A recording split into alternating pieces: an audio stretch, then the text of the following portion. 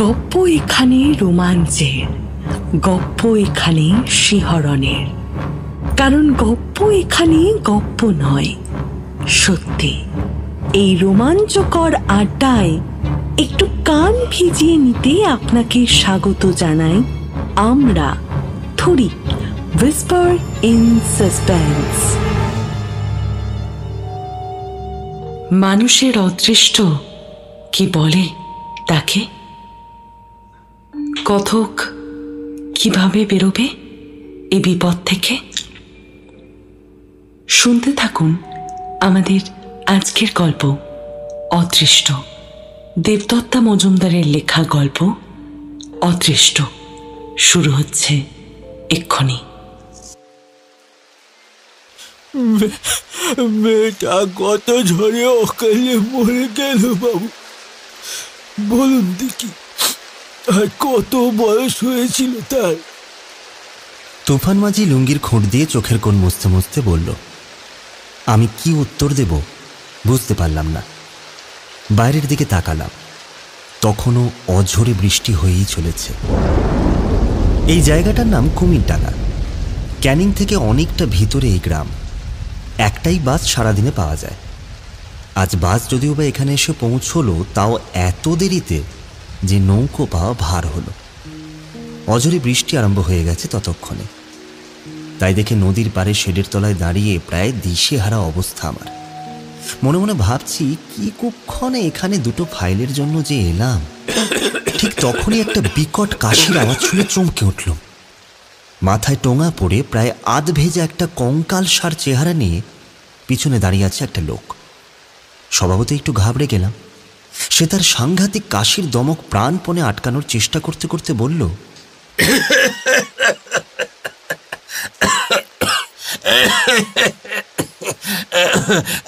আপনি আপনি নৌকো খুঁজছেন নাকি? আমি একটু সন্দেহের সাথে বললাম, হ্যাঁ খুঁজছিলাম, কিন্তু একটু দেরি হয়ে গেছে, তাই জন্য দেখছি সব নৌকা ওপারে চলে গেছে বোধহয়। লোকটা বোধহয় একটু হাসল, তারপর ফ্যাস ফ্যাসে গলায় বলল, আগে এই ঝড়ের রাতে কোনো নৌকোয় পাবেন নে বাবু। এখন তো ভরা জোয়ার নদীতে। তাছাড়া এই পুরোই তো ভিজে গেছে। হ্যাঁ, আজ আজ রাতটা এখানেই কাটাতে হবে।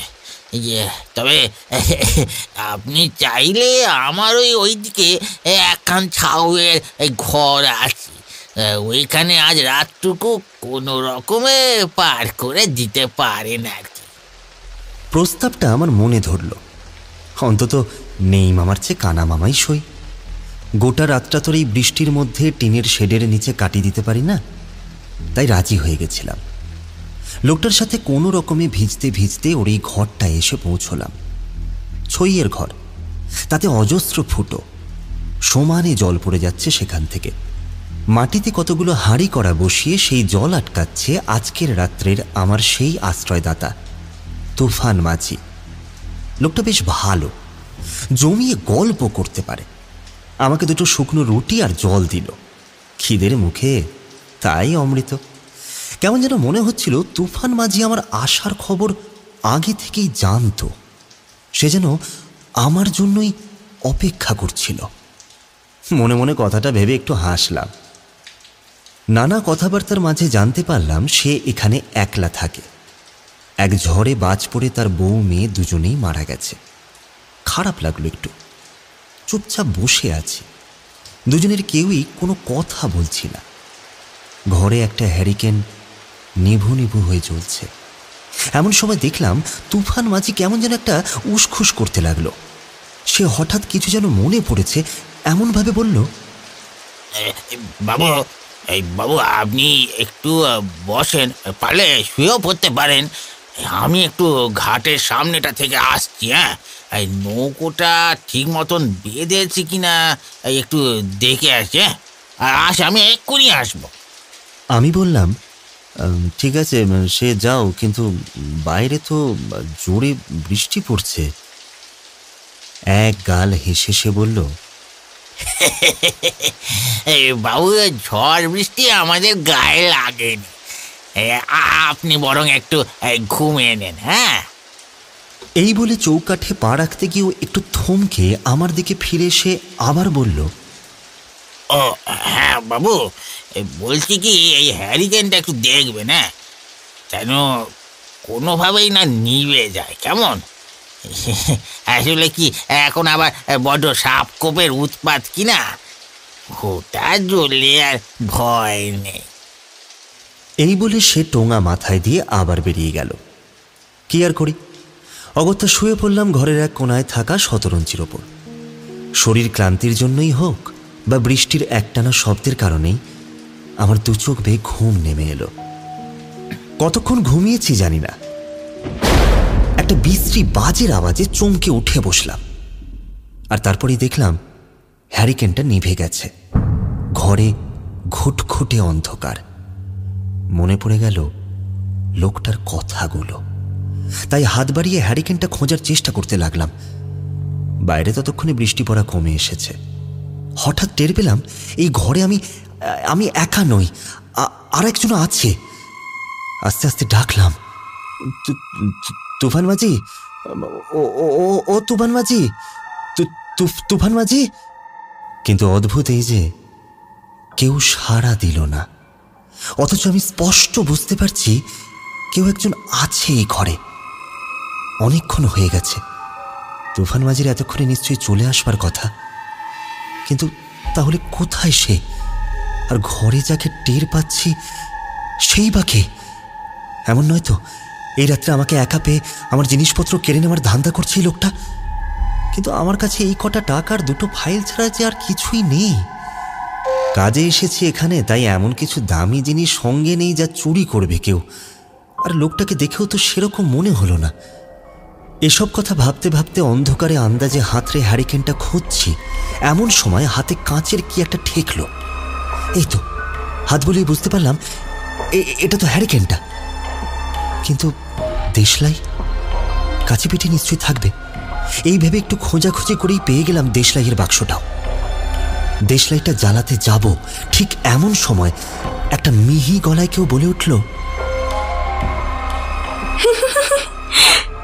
দেশলাই জ্বালিয়ে কি হবে বাবু, হ্যারিকেনে যে তেল নাই। বুঝতে পারলাম ঘরে যে দ্বিতীয় ব্যক্তির অস্তিত্ব টের পেয়েছিলাম এটা সেই। কিন্তু এ তো একজন মহিলা। ভেবে একটু ঘাবড়ে গেলাম আমি। তারপর আমতা আমতা করে বললাম,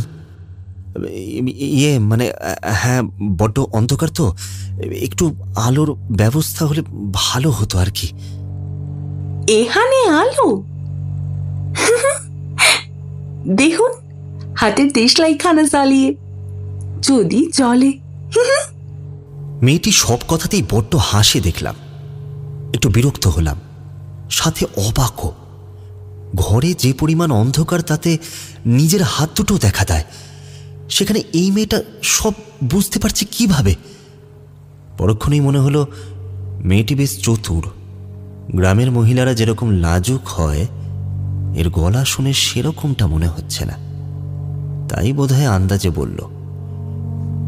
মেয়েটিকে নিয়ে বেশি গভীরে না ভেবে দেশলাইটা জ্বালানোর চেষ্টা করতে লাগলাম। আর তা করতে গিয়ে আরো অবাক হলাম, কারণ মেয়েটা একদম ঠিক। দেশলাই জ্বলবে কিভাবে? এ তো ভিজে একেবারে চপচপে হয়ে আছে।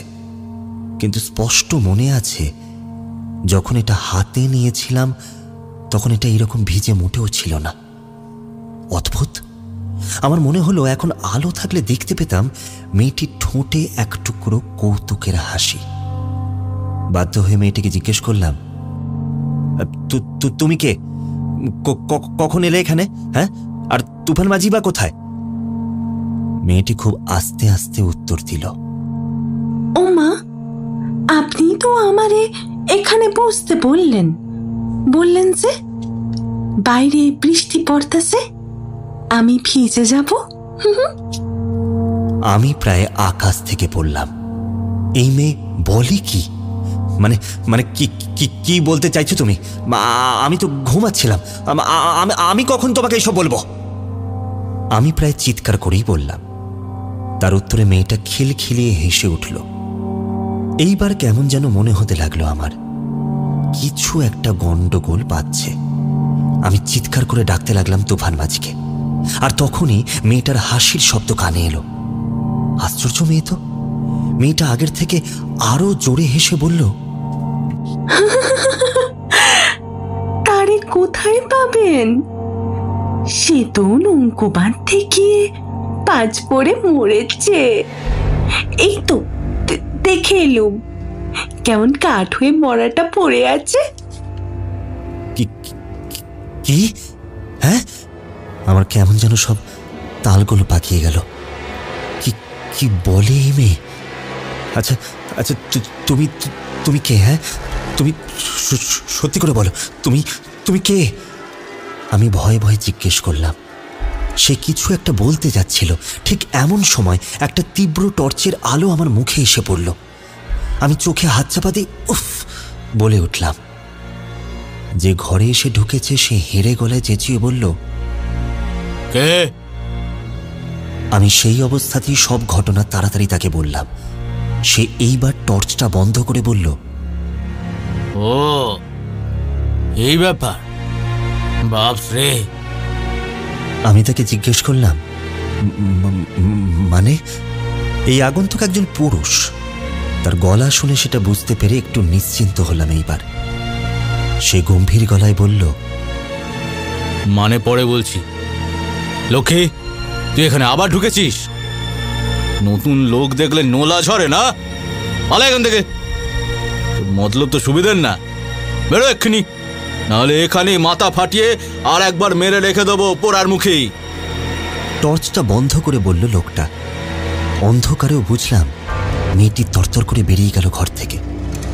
আমি এবার একটু বল পেলাম মনে।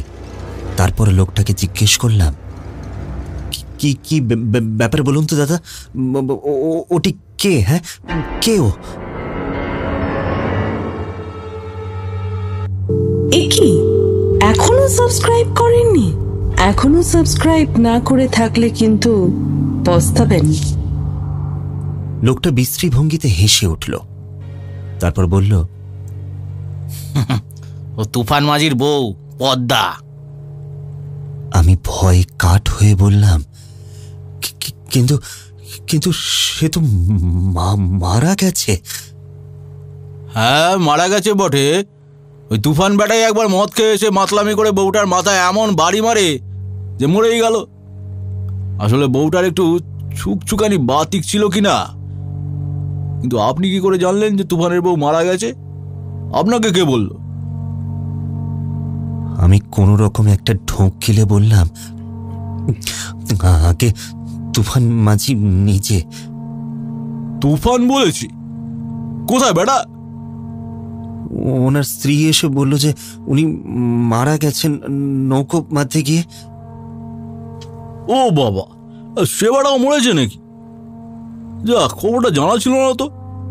বাহ, ভালো উপকার করলেন। হ্যাঁ, মনে হয় বেটা আমি মরার পরেই মরেছে, তাই খবরটা পাইনি। ওলা উঠায় ভুগছিলাম অনেকদিন, জানেন তো। আজই টাসকালাম। ওই কাছের শ্মশানটা এনেছে পোড়াতে। এই এদিকটা এলাম, তাই ভাবলাম ঘরটার সামনে হয়ে যাই। পুরনো অভ্যাস, বোঝেনি তো। তুফানের বউটাকে ঘরে থাকতে দেখে কি মনে হলো, তাই এলুম আর দেখলুম, যা তো জানেন। যাই হোক, আপনি আবার ভয়টা পাবেন না। ভয় পাওয়ার কিছু নেই। আমি হতভম্বের মতো প্রথমে কিছুক্ষণ বসে থাকলাম, তারপর বুঝলাম আমার গলা কেউ টিপে ধরছে। শুকিয়ে কাঠ হয়ে আসছে গলাটা। তারপর বিদ্যুতের আলোয় চমকে উঠলাম। আমার সামনে বসে আছে টর্চ হাতে একটা কঙ্কাল। ওইখান থেকে কিভাবে সেদিন বেরিয়েছি আর কিভাবে সশরীরে এই গল্প লিখছি, সেসব না হয় অন্য একদিন বলবো, কেমন? আজ তাহলে চলি। আজকের মতন গল্পের আসর এখানে শেষ। তবে পরবর্তী গল্পের জন্য আমাদের বেল আইকন ক্লিক করে রাখুন।